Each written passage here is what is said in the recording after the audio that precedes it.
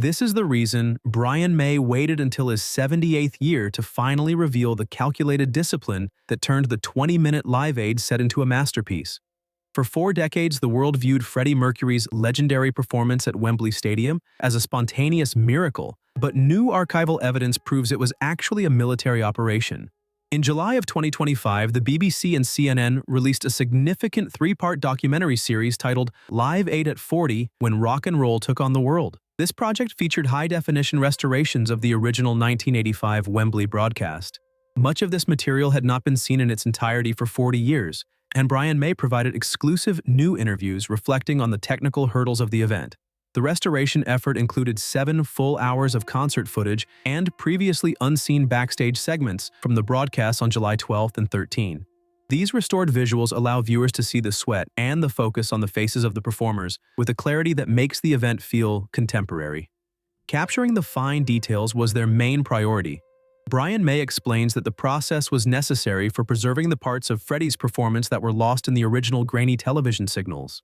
The truth about the performance is found in the 3 days of intense rehearsals that Queen held at the Shaw Theatre in London before the event. Confirmation of this comes from Brian May, who says the band spent this time refining every single note of their 20-minute set to ensure absolute perfection. Restored footage captures the band as they carefully edited the arrangements of Bohemian Rhapsody and Hammer to Fall. They needed these songs to fit within the strict time constraints set by the organizers without losing their emotional impact or musical power.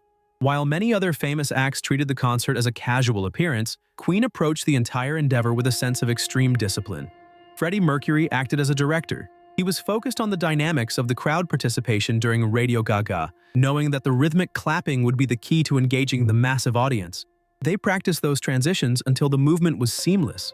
This level of preparation debunked the idea that the band was simply relying on raw talent or luck to win over the stadium.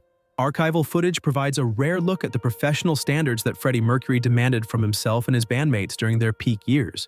Notes from Brian May suggest the Shaw Theatre was a place of high pressure, as the band knew that the eyes of the entire world would be on them. Every second was dedicated to proving they were the best live act in the world. Restored visuals show a band that was hungry and focused, stripping away the myth of the effortless rock star to reveal the hard-working musicians underneath. Detailed 35mm film transfers served as the foundation for the restoration project, uncovering stage elements and facial expressions that remained hidden for decades. While standing right next to him on stage, Brian May could not fully appreciate the intensity of Freddie's focus, but these technical upgrades finally allow him to see it clearly. This newfound visual clarity feels almost overwhelming to the guitarist because it preserves the raw energy of that afternoon with a precision that respects the original spirit of their performance. Massive technical hurdles defined the 1985 concert, and May uses this documentary to describe how the 4 musicians accounted for the notoriously difficult acoustics found inside Wembley Stadium. Fears regarding sound delays and the very real possibility of a total technical failure during the global broadcast added major pressure to their already grueling preparation schedule. Footage from the Shaw Theatre reveals a band in constant motion as they adjusted equipment and shifted stage positions to handle every possible variable they might face. Moving through a complex set list without a single pause or mistake required intense logistical planning, which meant these sessions were about much more than just playing the music correctly. Dominating the most notable stage in rock history required what May describes as a military operation, which became a necessity for the band to achieve their goals. Leadership during these rehearsals belonged entirely to Freddie Mercury, and the surviving film confirms that he acted as the primary architect behind the band's historic triumph.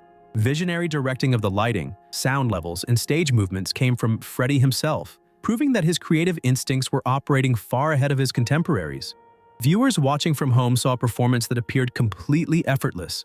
But here's the thing, the reality involved the most strenuous work the band members had ever attempted as a group.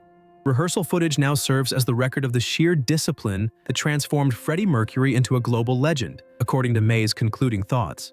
Current reflections from Brian May address the widespread confusion caused by rumors of Netflix projects that began appearing on unreliable websites during the closing months of 2025. Traction built around a specific title called Before Grace, a supposed documentary that claimed to showcase a massive collection of never-before-seen Queen footage.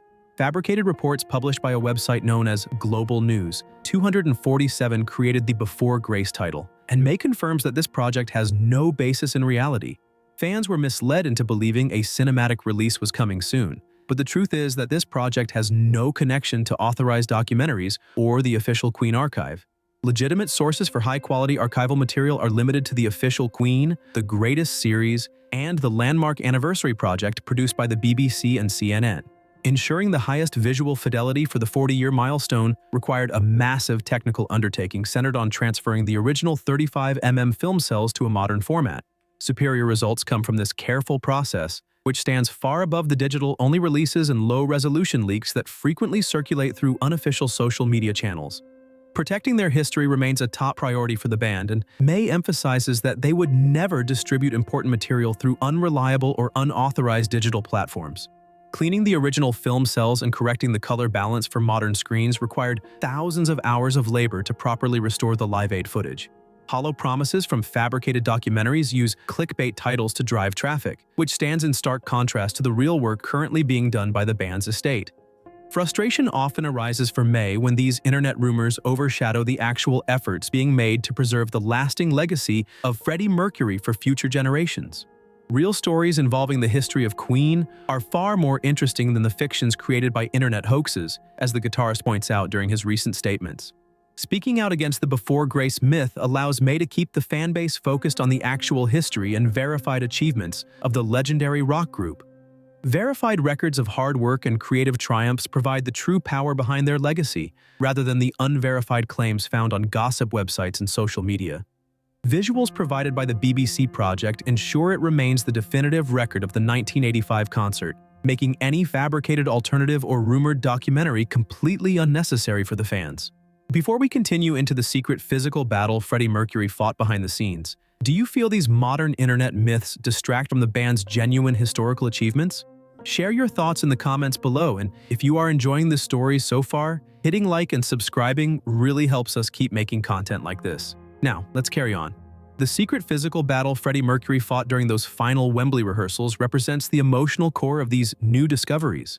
Now 78 years old, Brian May looks back on the vocal condition of his friend in July of 1985 and remembers the crushing weight on the frontman. A doctor had actually found throat nodules and gave a stern warning that Freddie should skip the Live Aid set entirely. These nodules represented a major medical threat that might have destroyed his legendary range forever if he kept singing with such high intensity. For 40 years, the band kept specific audio in a private vault because they wanted the world to see Freddie as an invincible force of nature. This newly restored rehearsal audio from the BBC series finally pulls back the curtain on that vulnerability, catching the moment his voice cracked during early takes of "We Are the Champions." Brian May explains that the band had to make major technical changes to the stage setup just to help Freddie deal with the vocal strain during the live show. They spent a huge portion of their time at the Shaw Theatre perfecting the monitor system so Freddie could hear his own pitch with total clarity. Because Wembley is so massive, the roar of the crowd and the delayed echoes make it nearly impossible for any singer to stay in key without a perfect mix. The band knew that if Freddie could hear himself clearly, he would not have to strain his voice quite as hard to hit the correct notes.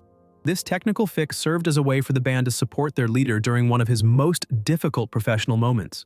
Brian May admits there existed a deep sense of anxiety within the group as they watched Freddie struggle through those early sessions. While people have speculated about Freddie's health in the mid-80s for decades, May insists that what happened on stage represented a victory of the spirit over the body. Fans can now see the raw focus in his eyes through the restored footage as he practiced the most difficult parts of the set. As a performer who refused to let down his audience regardless of the physical cost, Freddie proved that the power of Live Aid came from his incredible willpower rather than just musical talent. Brian May believes these archives are the only way to truly appreciate the massive level of effort behind those 20 minutes at Wembley.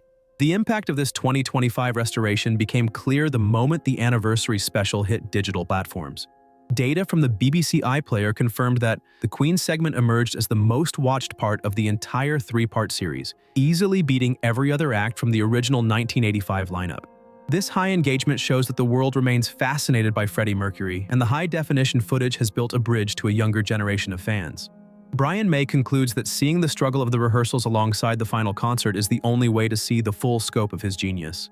It proves that his stage presence did not exist as a natural gift alone, but resulted from grueling hard work and professional discipline. Viewers often expressed surprise at how much technical detail Freddie handled himself, ranging from the sound balance to the timing of the lights.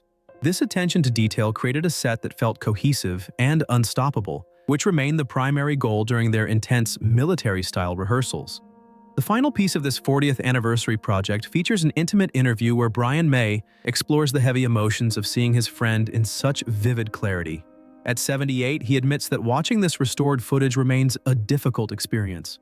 The film captures every small shift in Freddie's expression during those vocal games, and May explains that the intensity can feel overwhelming after 4 decades. Because the restoration process stripped away the thick layers of film grain, the performance no longer feels like a distant memory. May describes a deep sense of nostalgia while watching Freddie command 72,000 people using nothing but his voice and natural presence. This specific moment has become the definitive image of Live Aid. The guitarist believes the emotional power of the footage comes from seeing Freddie at the absolute peak of his abilities as a live performer. These high-definition visuals reveal small details from that day, like the specific way the light hit the stage and the genuine joy on the faces of the band members. Releasing these restored archives represents a major shift in how the history of Queen is documented and kept safe for future generations. Brian May confirms that these high-definition transfers and the accompanying rehearsal audio represent the definitive record of Freddie Mercury's greatest triumph during that legendary summer. He notes that the Shaw Theatre tapes provide the necessary context for a performance that changed the path of the band's career forever. The Wembley show might have been just another concert without those rehearsals. The 2025 project has effectively challenged the myths of spontaneous magic by showing the grit and determination that fueled their success that summer. May emphasizes that Freddie would have wanted the fans to see the actual work behind the show, since he took such pride in his professionalism. The restored footage stands as a tribute to musicians who were willing to push themselves to the limit for a cause they believed in. As the anniversary celebrations conclude, the legacy of Queen at Live Aid remains as strong as it stood 40 years ago. This restoration represents much more than a technical update, as it captures the spirit of an era when music could move the entire world. The primary guardian of this history remains Brian May. His decision to share these revelations at 78 has given fans a much deeper appreciation for the man behind the legend. These restored records now serve as the final word on those 3 days in London and that famous Saturday afternoon at Wembley.